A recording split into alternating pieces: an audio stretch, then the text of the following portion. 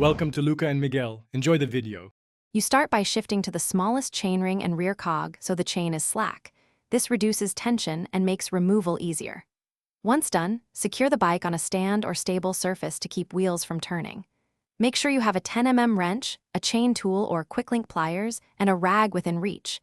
Having tools handy prevents fumbling. You want to work methodically. Loosen the drivetrain load so the next steps are smooth and safe. Now find the master link. If present, use quick link pliers to compress and separate it because quick links are fastest and avoid pin damage.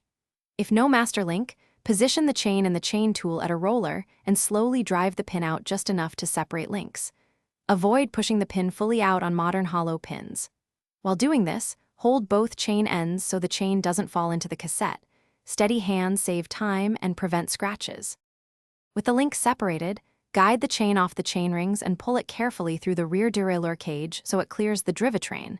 This prevents snagging and bent derailleur pulleys.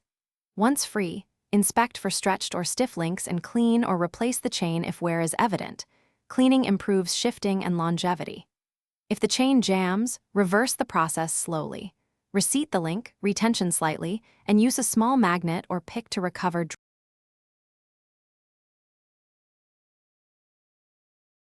Thanks for watching and please subscribe.